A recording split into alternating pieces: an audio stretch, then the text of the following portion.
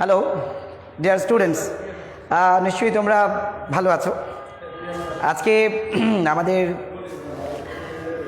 First paper কথা ছিল যে আমরা ফার্স্ট পেপার নিয়ে আলোচনা করব। তো আজকে আমরা ফার্স্ট পেপার আলোচনা করতে চাই। সেটা হচ্ছে যে আমাদের সামনে যে পরীক্ষা, এই পরীক্ষায় কিন্তু যে প্যাসেজগুলো আমাদের প্রয়োজন বলতে সব প্যাসেজই তো আমাদের দরকার। আমরা গত 1.5 বছর বা হয়ে গেল, সময় তো অনেকটাই আমাদের পার হয়ে গেল।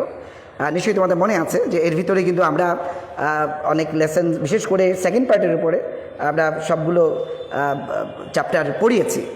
ফার্স্ট পার্টের দিক থেকে তোমাদের সামনে যে পরীক্ষা, যেহেতু আমাদের সামনে এইচএসসি পরীক্ষা, আমরা 2019-20 সেশনের 21-এ পরীক্ষা দিব ইনশাআল্লাহ। তো সেক্ষেত্রে পরীক্ষা দিতে গেলে আমাদের সবচেয়ে যে প্রিপারেশনের জন্য যে প্যাসেজগুলো একটু বাছাই করে পড়া দরকার। তো সেই জায়গাটাই আমরা আজকে শুরু করতে চাই। আমরা সিলেক্ট করেছি বাই দিস টাইম কী করা যায়। তো আজকে ফার্স্ট পেপার নিয়ে আলোচনা হবে। আমাকে একটু জানাবা যে আমার কথাটা শোনা যাচ্ছে কি না, এবং আমি তোমাদের স্যার আমাকে দেখা যাচ্ছে কি না। হ্যাঁ, তাজুল ইসলাম, তুমি কি আমাকে একটু হেল্প করবে যে আমার কথা শোনা যাচ্ছে কি না এবং আমাকে দেখা যাচ্ছে কি না স্পষ্ট? হ্যাঁ, বোর্ডটা নয় আজকে না দেখা গেলে চলবে, আমাকে দেখা গেলে চলবে। আজকে আমরা ফার্স্ট পেপার পড়বো। তোমরা বাই দিস টাইম তোমরা করো, তোমাদের বইটা খুলে ফেলো, তোমাদের যে ফার্স্ট পেপার বই আছে। এবং নিশ্চয়ই তোমাদের মনে আছে আমি গত ক্লাসে কথা বলেছিলাম, ঠিক আছে, যে আমাদের কিন্তু ফার্স্ট পেপার পড়াবো। তো আজকে সেই ফার্স্ট পেপার পড়াবো। তোমরা বইটা নিয়ে বসো। সাথে সাথে আমি তোমাদেরকে বলে দিচ্ছি, এটা 171 নাম্বার পেজ 171, এবং সেটা হচ্ছে আমাদের ইউনিট 12 লেসন 5। আমরা একটা ইম্পর্টেন্ট প্যাসেজ নিয়ে আজকে আলোচনা করব। All clear? Okay, so thank you. তাহলে আমরা দেখি লেসনের দিকে যাই, টেক্সটের দিকে যাই। সবাই একটু টেক্সটের দিকে মনোযোগ দাও। হ্যাঁ, আমি একটু আবার বলে নিচ্ছি যে আমাদের 171 নাম্বার পেজে আমাদের সবাইকে যেতে হবে, যে বইটা আমাদের আছে টেক্সট সেখানে। তো আমি আলোচনায় যাচ্ছি। এখানে তোমরা একটু দেখো, এখানে প্যাসেজটা হচ্ছে আমাদের কি নিয়ে, আমরা একটু দেখি। আমাদের প্যাসেজটা হচ্ছে তোমার এই যে আমরা নিশ্চয়ই দেখতে পাচ্ছি লেসন 5 পেজ 171। এখানে দেখো Kuakata, daughter of the sea. নিশ্চয়ই তোমরা কুয়াকাটা সম্বন্ধে এক ধরনের কনসেপ্ট বা ধারণা তোমাদের ভালোই আছে। তো ওই জায়গাটায় কুয়াকাটা সম্বন্ধে আজকে আলোচনাটা হবে। তো তোমরা জানো যে কুয়াকাটা একটা সি বিচ আছে, এবং যে কারণে আমাদের দেশে এই কুয়াকাটায় কিন্তু অর্থাৎ সি বিচে ভ্রমণ করা বা যাওয়ার কিন্তু একটা বড় ধরনের মানে খুব ইচ্ছা মানুষের কাজ করে। আমরা না, বিদেশি পর্যটকরাও আসেন, অনেকেই আমরা যেয়ে থাকি। তো ওই প্যাসেজ নিয়ে আজকে আলোচনা আসো আমরা করি। যে Kuakata daughter of the sea, যাকে আমরা সাগরকন্যা বলে থাকি স্থানীয়ভাবে, আমাদের এখানে আমরা একে সাগরকন্যা বলি। তো আমরা প্যাসেজটা পড়ি। আমি এখানে যে জিনিসটা তোমাকে মাথায় রাখতে হবে, যেহেতু ওয়ার্ড যেগুলো আসবে সেগুলো আমি হয়তো যেটা বলবো তুমি দ্রুত লিখে রাখতে পারো, বা আপাতত তুমি শুনে যেতে পারো, পরবর্তীতে তুমি রেকর্ডটা দেখে নিও। আমরা পড়ছি। Kuakata, locally known as সাগরকন্যা, daughter of the sea, is a rare scenic spot located on the southernmost tip of Bangladesh. এখানে দেখো প্রথমেই বলা হচ্ছে যে কুয়াকাটা লোকালি known as সাগরকন্যা। তুমি লক্ষ্য করো কুয়াকাটার একটা পরিচয় এখানে দিচ্ছে কিন্তু, যার কারণে আমরা এটাকে বলি অ্যাপোজিটিভ। নিশ্চয়ই তোমাদের মনে আছে কুয়াকাটা এখানে দিয়ে একটা কমা দিয়েছে, কমা দিয়ে তার সম্বন্ধে একটা তথ্য দিচ্ছে, লোকালি known as সাগরকন্যা, অর্থাৎ স্থানীয়ভাবে। তাহলে লোকালি বলতে আমরা কি বুঝি? স্থানীয়ভাবে, অর্থাৎ এটা যেহেতু আমাদের দেশে অবস্থিত একই, আবার ওদিক দিয়ে আমরা ওই অঞ্চলের কথাও যদি বলি বা আমাদের সামগ্রিক বাংলাদেশের প্রেক্ষিতেও বলি, আমরা কিন্তু স্থানীয়ভাবে এটাকে সাগরকন্যা বলি। কিন্তু ব্র্যাকেটে দেখো বলা আছে ডটার অফ দ্য সি। নিশ্চয়ই বুঝতে পারছো ডটার অফ দ্য সি এটা ইংরেজি। তো ডটার অফ দ্য সি বলতে কি বোঝায়? সাগরকন্যা, আর আমরা বাংলায় বলি সাগরকন্যা, সেটাই। So Kuakata locally known as সাগরকন্যা, daughter of the sea, is a rare scenic spot.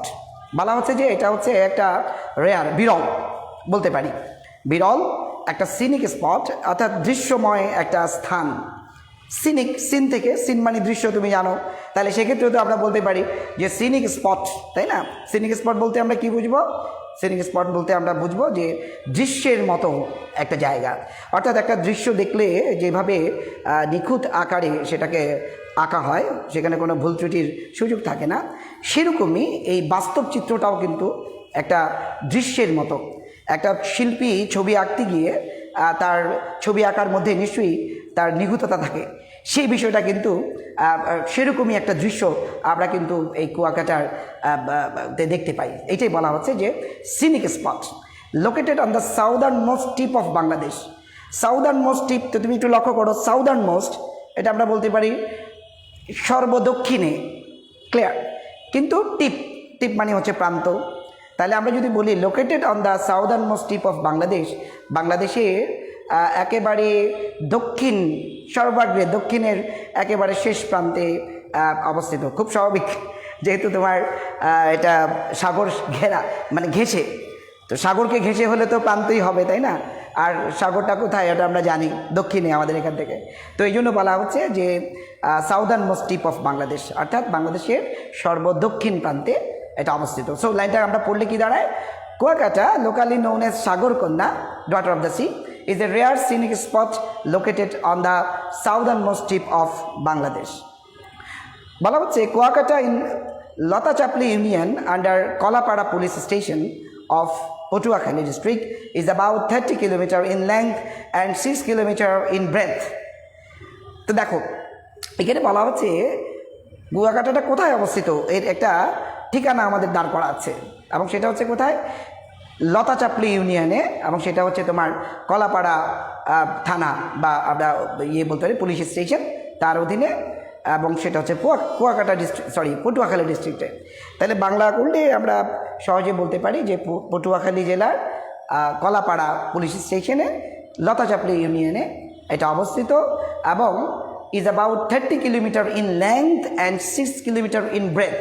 অর্থাৎ এখানে কিন্তু তোমার কুয়াকাটার যে দৈর্ঘ্য এবং প্রস্থ তার একটা মাপ কিন্তু মোটামুটি আমাদেরকে দিচ্ছে। বলা হচ্ছে যে দৈর্ঘ্য হচ্ছে 70 কিলোমিটার, 30 কিলোমিটার, এবং প্রস্থে হচ্ছে তোমার 6 কিলোমিটার। তাহলে ব্রেথ, এটা আমরা দেখিনি, ব্রেথ মানে কি? প্রস্থ।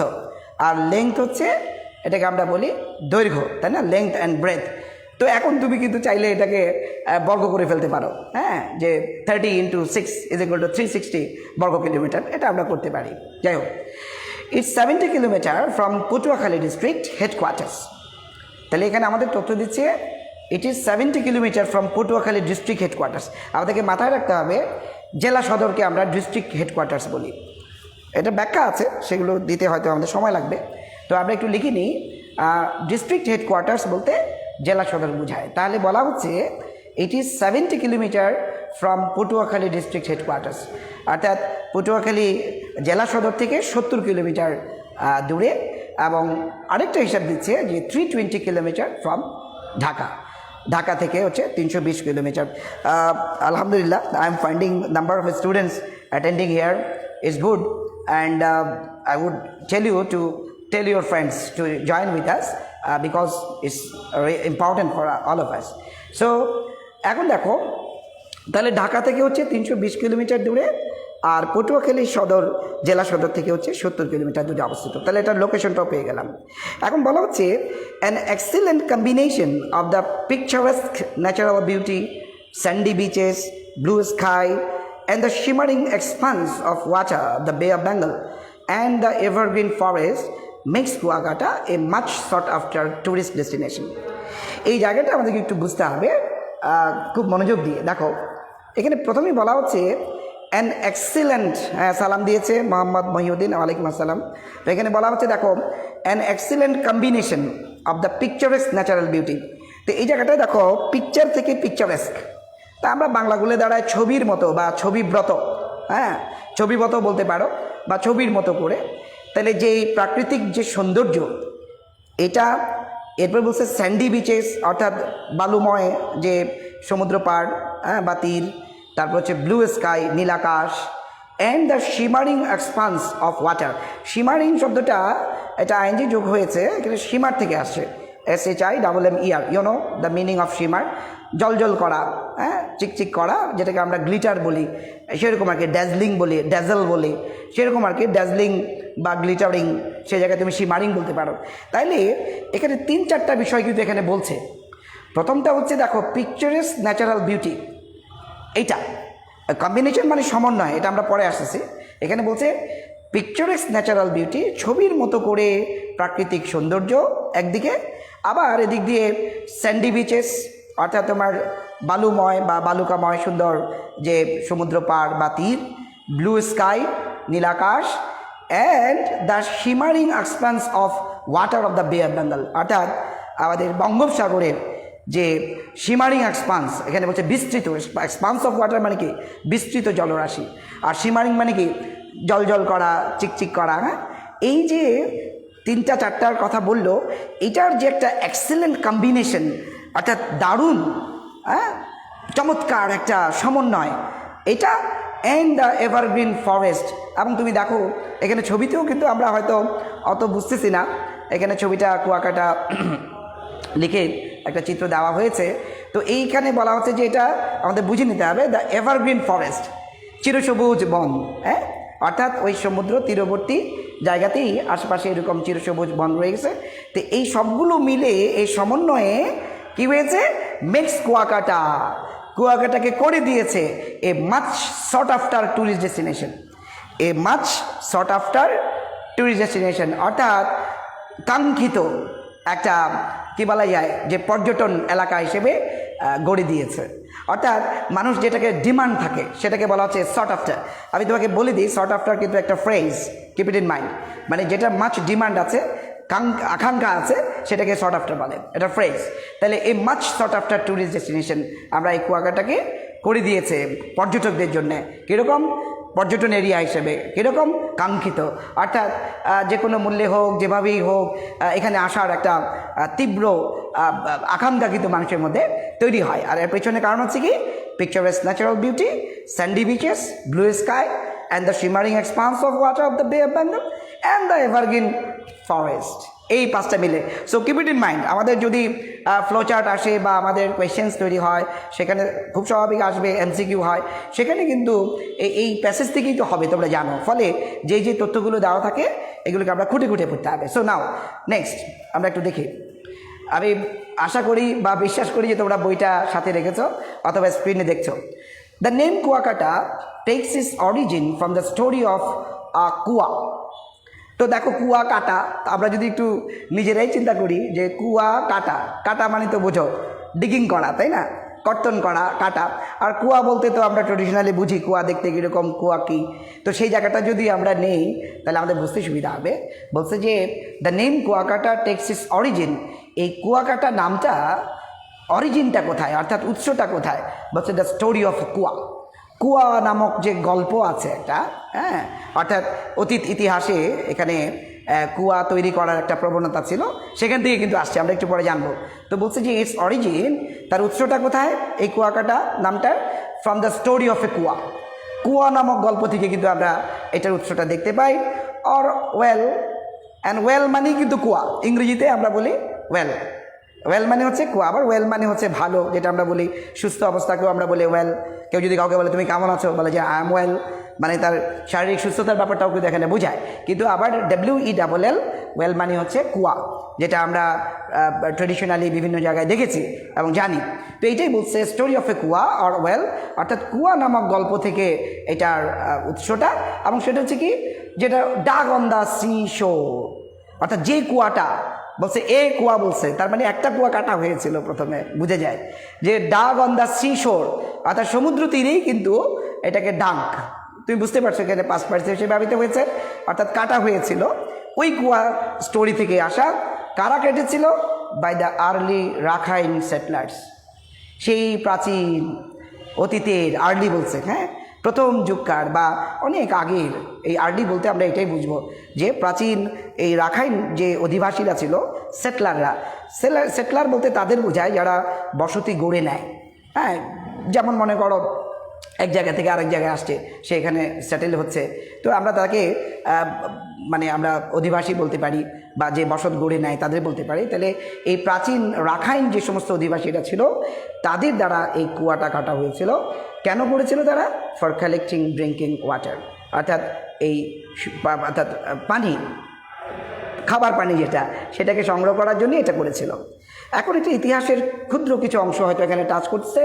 The Rakhines had landed on Kuakata coast after being expelled from Arakan by the Mughals. তো এখানে ইতিহাসের কথা বলছে যে মুঘলদের দ্বারা আরাকান থেকে, অর্থাৎ আমরা ওইদিকের বর্ণনায় আপাতত যাব না, জাস্ট অর্থটা দিয়ে দিচ্ছি। বাই দ্য মুঘলস, অর্থাৎ মুঘলদের দ্বারা ওই আরাকান থেকে এই কি বলে রাখাইনরা, তাদেরকে কি করা হয়েছিল? এক্সপেল করা হয়েছিল। এক্সপেল মানে হচ্ছে আমরা বলতে পারি তাড়িয়ে দেওয়া, হ্যাঁ, বা তাদেরকে আমরা বলবো নির্বাসিত করা, এক জায়গা থেকে আরেক জায়গায় তাদেরকে পাঠিয়ে দিয়েছে, এটাও হতে পারে, বা তাদেরকে তাড়িয়ে দিয়েছে, এরকম হতে পারে। বিং এক্সপেলড, যেটাকে আমরা এক্সাইল বলি। এক্সপেল বলতে কিন্তু তুমি নিজেও বোঝো, পরীক্ষা হলে আমরা অবশ্যই বলে থাকি এই তাকে এক্সপেল করে দাও, অনেক সময় বলে না, হ্যাঁ, তাকে এক্সপেল করা হয়েছে, এটাই সেটা বানান। তো এক্সপেল করা মানে তাড়িয়ে দেওয়া, ঠিক আছে? এক্সপেল, ব্যানিশ করে ফেলা, banish, not vanish, banish, BANISH, banish.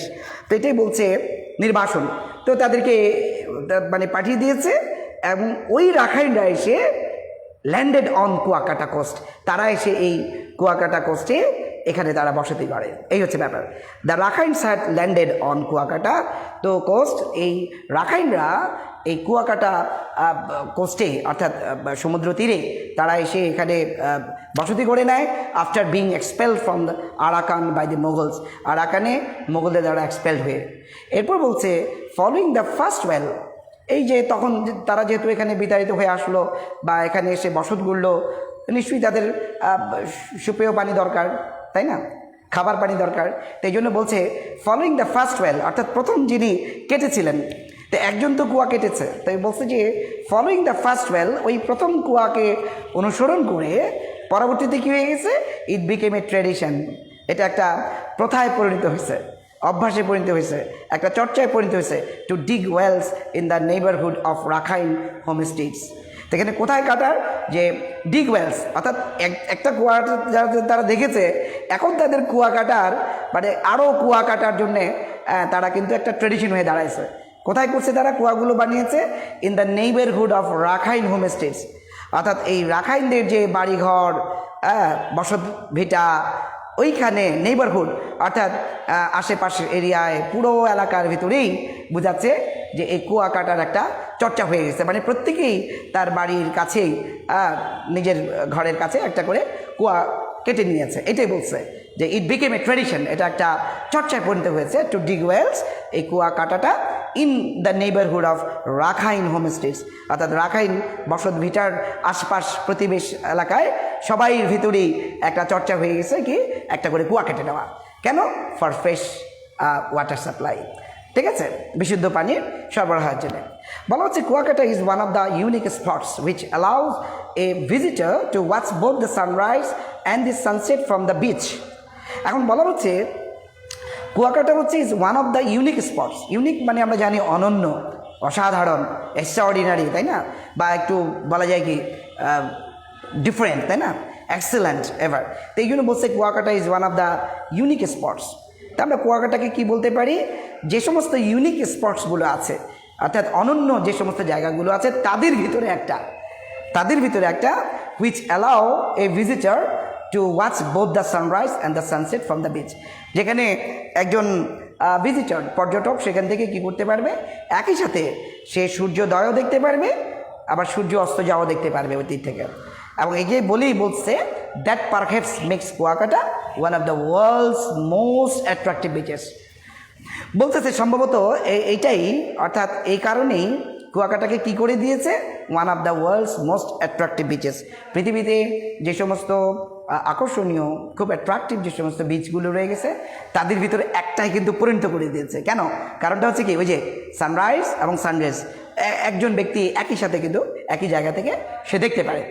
এখন বলা হচ্ছে the long and wide beach at Kuakata has a typical natural setting.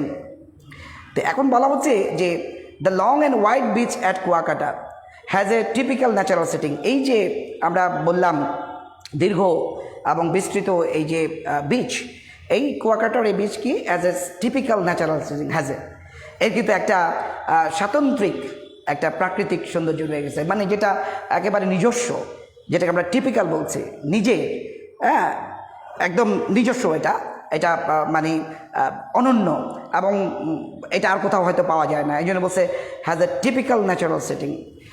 This Sandy beach, আচ্ছা কেউ বোধহয় বলছে আমাকে যে ব্লার, ইটস ওকে, তোমরা একটু এটা কি ঠিক আছে? ব্লার বলতেছে, যে কি স্টিল ব্লার, আমাকে একটু জানাবে প্লিজ, স্টিল ব্লার। হ্যাঁ, তো এখানে বলছে দেখো, the long and wide beach at Kuakata has a typical natural setting.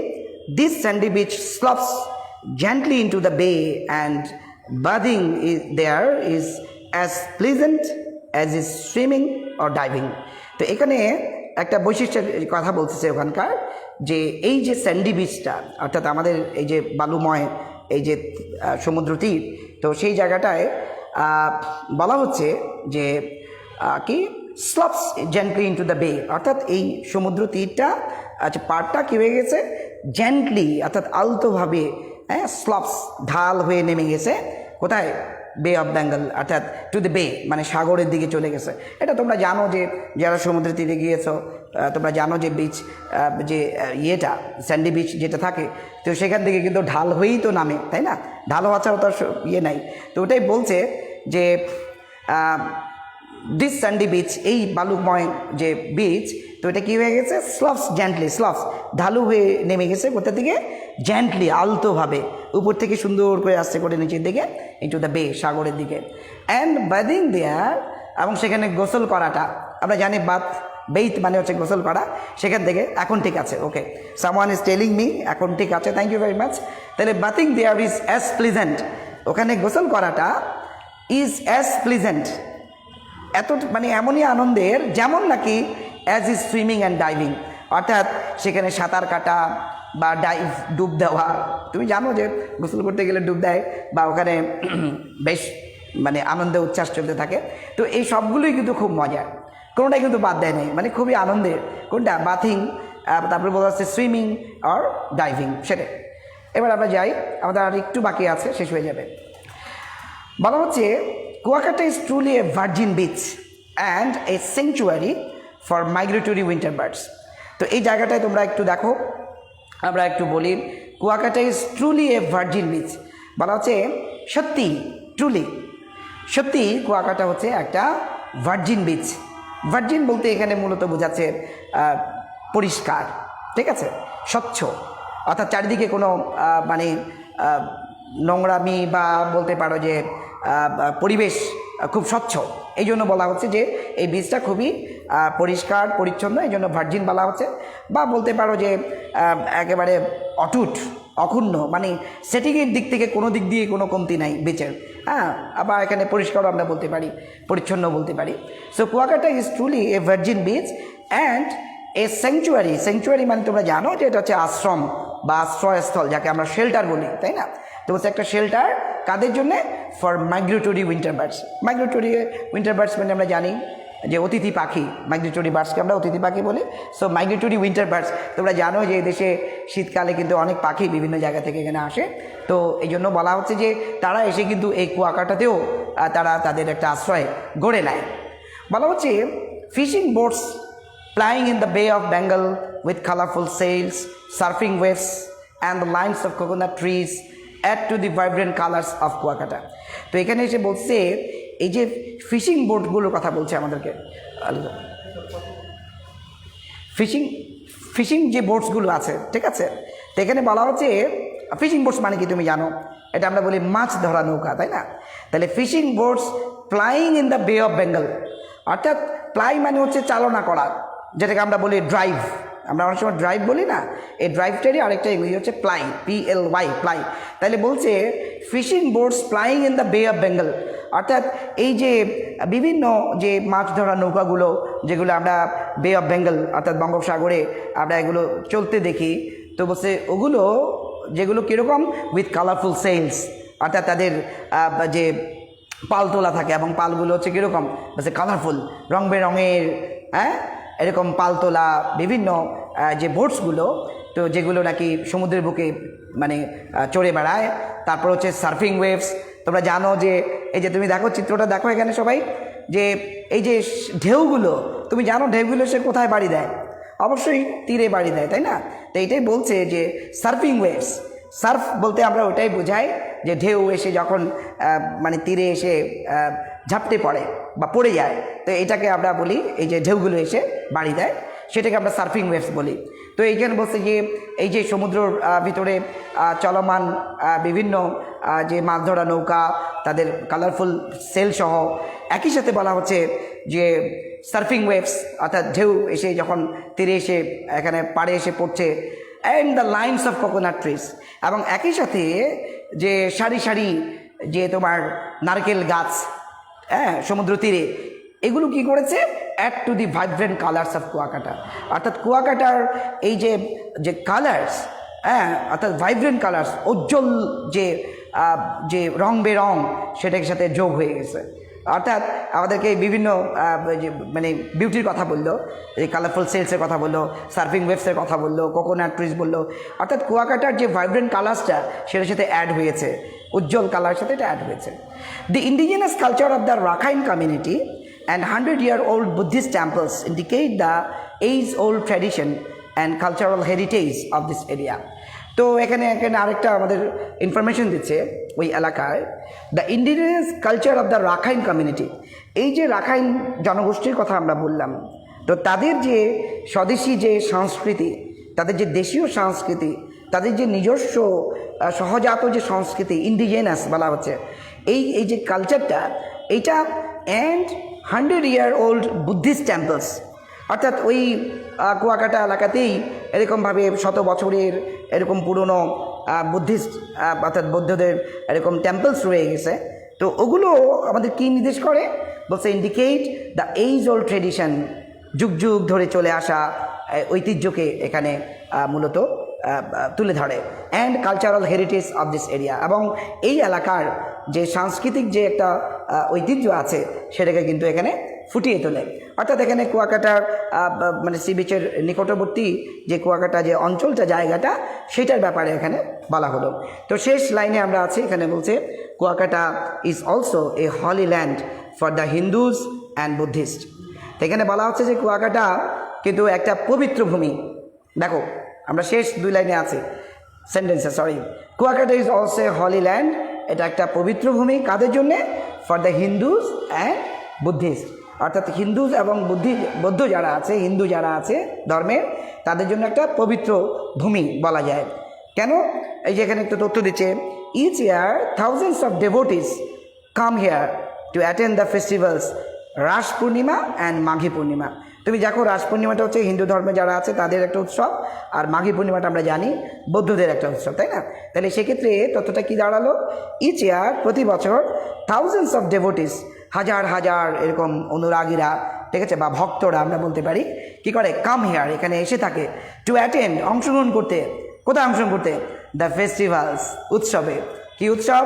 Ras Purnima and Maghi পূর্ণিমা। এবং আমরা এটাও জেনে নিলাম যে রাস পূর্ণিমা হচ্ছে কাদের জন্যে? হিন্দু ধর্মাবলম্বী মানুষদের জন্যে, আর হচ্ছে মাঘী পূর্ণিমা হচ্ছে বৌদ্ধ ধর্মাবলম্বী মানুষদের জন্য। তাহলে বুঝতে পারছো, এবং ডেভোটিরা, ভক্তরা এখানে এসে থাকে এই সমস্ত উৎসবে অংশগ্রহণ করার জন্য। শেষ সেন্টেন্সে বলা হচ্ছে অন দিস 2 days, এই দুটো দিনে, অর্থাৎ যে দিনগুলোতে উৎসবগুলো হয়, পিলগ্রিমস, তীর্থযাত্রীরা, হ্যাঁ, তো তোমরা জানো যে যেহেতু তাদের পবিত্র স্থান বা ওই সমস্ত উৎসবে তারা যাবে, তারা অনেক দূর থেকে আসে, তাদেরকে আমরা পিলগ্রিম বলতে পারি। পিলগ্রিম মানে হচ্ছে যাদের আমরা বলি তীর্থযাত্রী, হ্যাঁ। তো এই পিলগ্রিমস টেক হলি বাথ, ওখানে কিন্তু তারা পবিত্র গোসল করে থাকে, অর্থাৎ ওই সমুদ্রের জলে তারা গোসল করে থাকে, and enjoy going to the traditional fairs, অর্থাৎ ওই এলাকায় ওই উৎসব সময়ে যে সমস্ত ঐতিহ্যবাহী যে সমস্ত ফেয়ার মানে মেলাগুলো হয়ে থাকে, এটা কিন্তু তারা বেশ ওখানে অ্যাটেন্ড করতে বেশ এনজয় করে থাকে, আনন্দের সাথে ওখানে অংশগ্রহণ করে থাকে। তো এই হচ্ছে আসলে মূল প্যাসেজটা আমরা দেখলাম। তো আমাদের সামনে যে পরীক্ষা, সেখানের জন্য তো অবশ্যই ইম্পর্টেন্ট। আজকে আমরা এগুলো শুরু হলো, মানে আমাদের প্যাসেজ সামনে চলতে থাকবে, আমাদের বিভিন্ন স্যার বিভিন্ন সময়ে এগুলো নিয়ে আলোচনা করবে। তা আমি চাইবো যে তোমরা যারা যারা অনুপস্থিত রয়ে গেছে তাদেরকে এটা জানাও যে আমাদের এই ক্লাসগুলো শুরু হয়ে গেছে। এবং রেগুলার এভাবে চলবে। তো আমরা এগুলোতে দেখব। আর কথা হচ্ছে যে তোমাদের সাথে যে তোমরা অবশ্যই এইভাবে আজকে যেভাবে অংশগ্রহণ করলে সেভাবে সামনের ক্লাসগুলোতে উপস্থিত থাকবে। আর যেহেতু এটা ফার্স্ট পেপার, সেখানে কিন্তু আমাদের কিছু কোয়েশ্চেনও আমরা বোঝানোর চেষ্টা করব পরবর্তীতে। তোমরা বাসায় এগুলো বারবার দেখবে, চর্চা করবে। আমি আশা করি তোমরা আজকের ক্লাস বুঝতে পেরেছো, সামনের ক্লাসগুলোতে একইভাবে আসবে সেই আশা ব্যক্ত করে আজকে ক্লাস শেষ করছি। আল্লাহ হাফিজ।